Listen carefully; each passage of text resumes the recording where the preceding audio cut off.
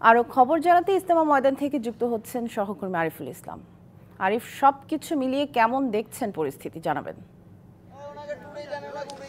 নিশ্চয়ই সামিয়া, যেটা আপনি জানতে চেয়েছেন সেটা হচ্ছে যে আখিরি মোনাজাতকে কেন্দ্র করে শুধুমাত্র যারা ময়দানে আছেন তারা কিন্তু না, ঢাকার আশেপাশে বিভিন্ন জায়গা থেকে অংশ নেওয়ার জন্য মুসলিমরা ঢল নেমেছে বলা যেতে পারে। কারণ এখানে যারা এসেছেন তারা কিন্তু মোট কথা যে টানা 3 দিনের যে মেহনত তারা করেছেন সেটা হচ্ছে শুধুমাত্র আল্লাহ তাআলা রাজি খুশি করার জন্য, সন্তুষ্টি লাভের আশায় তারা কিন্তু এসেছেন এবং আখির মোনাজাতের সকল পাপ মুক্তি লাভের আশায় কিন্তু তারা এসেছেন এই আখির মোনাজাতে অংশ নেওয়ার জন্য। এর পাশাপাশি আইনশৃঙ্খলা বাহিনীর পক্ষ থেকে কিন্তু জানানো হয়েছে বিশেষভাবে সতর্ক অবস্থানের তারা তৎপর পরিচালনা করছেন। পাশাপাশি আমরা যতটুকু জানতে পেরেছি এই ইজতেমাকে কেন্দ্র করে টঙ্গীর তুরাগ তীরে মোট 25টি যেটা যে নিরাপত্তা ব্যবস্থা, সেই 25টি ওয়াচ টাওয়ার কিন্তু তারা তৈরি করেছেন যাতে করে কোনো প্রকার বিশৃঙ্খলা সৃষ্টি না হয়। এখানে যারা এখন মূল কথা যেটা হচ্ছে ময়দানে যেটা চলছে যে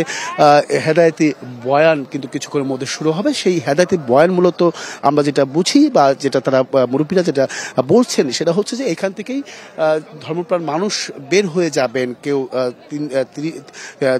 3 মাসের সময় দিবেন, কেউ আবার বিদেশ সফর করবেন এবং এখান থেকে যে অর্জিত শিক্ষা সেই শিক্ষাটা নিয়েই তারা কিন্তু ঘরে ফিরবেন, কেউ আবার আল্লাহর রাস্তায় বের হয়ে যাবেন ইসলামের দাওয়াত পৌঁছে দেওয়ার জন্য। মূল বিষয়টাই কিন্তু তাদের উদ্দেশ্যটা কিন্তু এটাই আসলে মূল উদ্দেশ্য। আমি একটু জানতে চাই যে আখির মোনাজাতে আপনারা কি চাইবেন, আজকে আল্লাহ তাআলার কাছে কি চাইবেন? আল্লাহর কাছে দোয়া চাইবো, আমরা কাছে দোয়া করবো।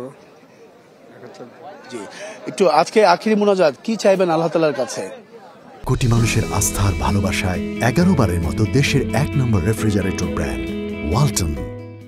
আল্লাহর কাছে যাতে আমরা প্রার্থনা করি, অত দূর থেকে আসছে, আল্লাহ যেন আমরা মাফ করে, যাতে আমরা এই দিনের কাজ যাতে সারা জীবন করতে পারি, মানুষ যাতে এই শুনে যাতে এই হেদায়েত এটাই আল্লাহর কাছে আমরা প্রার্থনা করি। দেখুন, শুধুমাত্র যে বৃদ্ধরা এসেছেন তাও কিন্তু নয়, যুবকরাও কিন্তু এই আল্লাহর রাস্তা দিনের রাস্তায় চলার পথ থেকে কিভাবে চলতে হয় সেটা শেখার জন্য কিন্তু এখানে ইজতেমা ময়দানে তারা উপস্থিত হয়েছেন।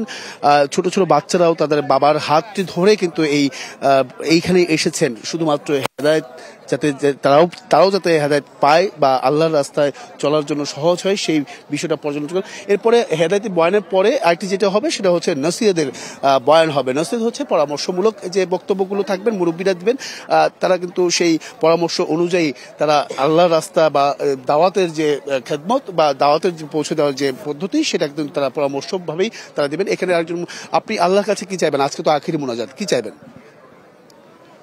আল্লাহর কাছে চাইবো যে আল্লাহ যাতে আমার হেদায়েত করে। এরপরে কি করবেন? এখান থেকে কি আপনি চিল্লায় সময় দিবেন না বাড়ি ফিরে যাবেন? এখান থেকে বাড়ি গিয়ে চিল্লা সময় দেব। ধন্যবাদ। শুনছিলেন যে আসলে এখান থেকেই মূলত অনেকেই আল্লাহর রাস্তা বের হয়ে যাবেন, অনেকেই পরিবারের কাছে যাবেন, পরিবারের কাছে তাদেরকে শেখার যে বিষয়টা, যে শিক্ষাটা অর্জন করেছেন সেই শিক্ষাটাই তারা কাজে লাগাবেন ভবিষ্যতে এবং পরকালে শান্তি লাভের আশায় তারা মেহনত করে যাবেন প্রতি সব সময় সর্বত্র সব জায়গাতেই। তো এই ছিল এখান থেকে সবশেষ। আরিফ, ধন্যবাদ আমাদের সাথে যুক্ত হওয়ার জন্য।